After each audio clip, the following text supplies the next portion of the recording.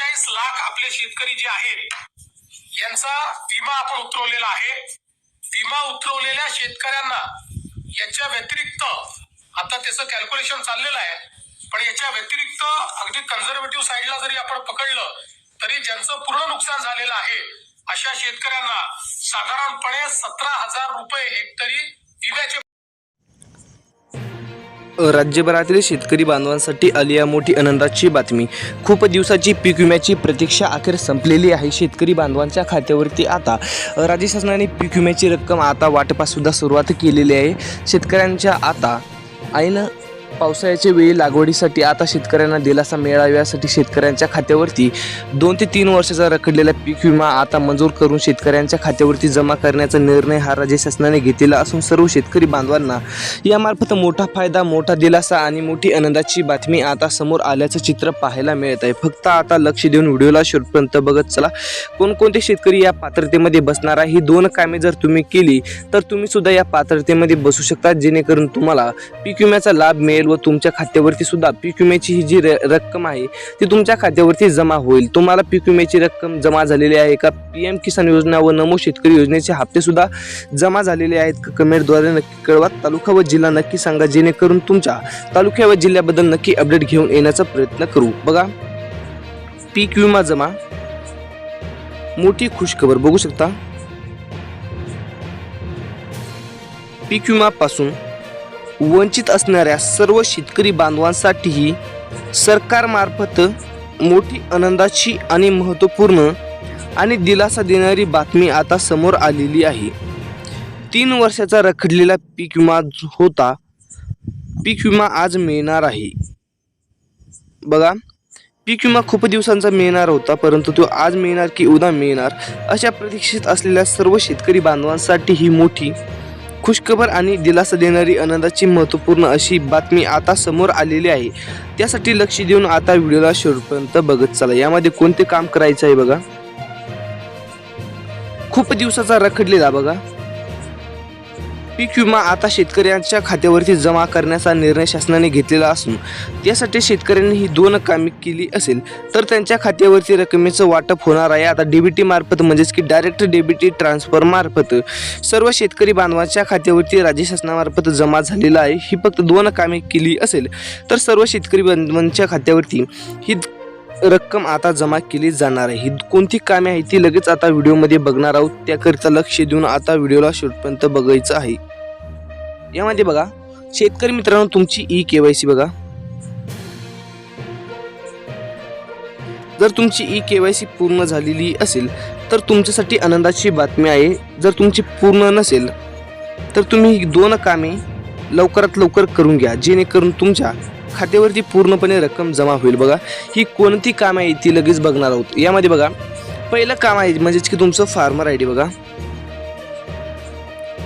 Farmer ID म्हणजेच की तुमचं शेतकरी ओळखपत्र। शेतकरी ओळखपत्र असलेल्या सर्व शेतकरी बांधवांच्या खात्यावरती रक्कम आता जमा झाल्याचं बहुतांश शेतकऱ्यांच्या खात्यावरती जमा झाल्याचं चित्र आता पाहायला मिळत आहे। जर तुमचं शेतकरी ओळखपत्र असेल तर तुमच्या खात्यावरती रक्कम आता जमा होणार आहे। जर नसेल तर लवकरात लवकर शेतकरी ओळखपत्र म्हणजेच की फार्मर ID काढून घ्या, म्हणजेच की ज्या या 17 जिल्ह्यामध्ये आता रकमेचं वाटप होणार आहे ते 17 जिल्ह्यामध्ये पूर्णपणे ही रक्कम बघा जमा होईल, जेणेकरून तेथील सर्व शेतकरी बांधवांना दिलासा मिळेल आणि आनंदाची बातमी सुद्धा मिळेल। यामध्ये बघा 17 जिल्ह्यामध्ये कोणकोणते जिल्हे आहेत ते सुद्धा आपण लगेच बघत आहोत। यामध्ये बघा दुसरं काम म्हणजेच की तुमचं आधार कार्ड बघा। मोबाईल नंबरशी लिंक असणे आवश्यक आहे, जेणेकरून तुम्हाला OTP बघा, OTP साठी सुद्धा आवश्यक ते काम होऊन जाईल आणि तुमचं जे रखडलेला पीक विमा आहे तो सुद्धा जर तुम्ही भरला असेल तर तुमच्या खात्यावरती पूर्णपणे आता जमा होण्याचा मार्ग सुद्धा मोकळा झालेला आहे। म्हणजेच की शेतकरी मित्रांनो, आपण जर पात्र शेतकरी असाल तर तुमच्यासाठी आनंदाची दिलासा देणारी आणि महत्त्वपूर्ण अशी अपडेट आता राज्य शासनामार्फत आणि केंद्र शासनामार्फत सांगण्यात आलेली आहे। म्हणजेच की शेतकरी मित्रांनो, केंद्र शासनाचे व राज्य शासनामार्फत ही पीक विमा आता जमा करण्याचा निर्णय झालेला असून सर्व शेतकरी बांधवांसाठी ही मोठी खुशखबर, आनंदाची आणि दिलासा देणारी बातमी आता पाहायला मिळत आहे। यामध्ये बघा शेतकरी मित्रांनो 17 जिल्ह्यांचा समावेश बघा।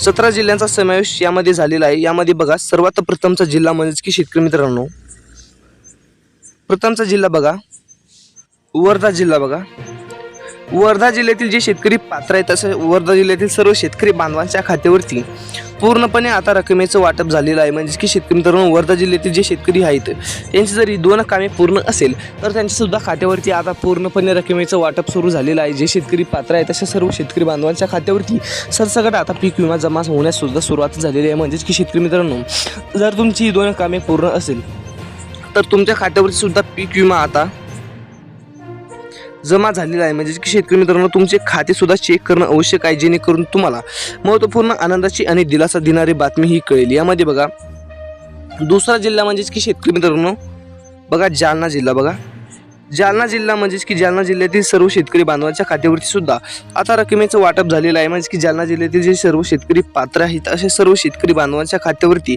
पूर्णपणे रकमेचं वाटप सुद्धा सुरू झालेलं आहे. यानंतरचा जिल्हा म्हणजेच की शेतकरी मित्रांनो, यानंतरच्या जिल्ह्यामध्ये आता पूर्णपणे पीक विमा आता जमा झालेला आहे. म्हणजेच की यानंतरचा जिल्हा म्हणजेच की शेतकरी मित्रांनो छत्रपती संभाजीनगर. बघा छत्रपती संभाजीनगर जिल्ह्यात सुद्धा आता रकमेचं वाटप झालेलं आहे. छत्रपती संभाजीनगर जिल्ह्यातील सर्व शेतकरी बांधवांच्या खात्यावरती ही रक्कम आता जमा झालेली आहे.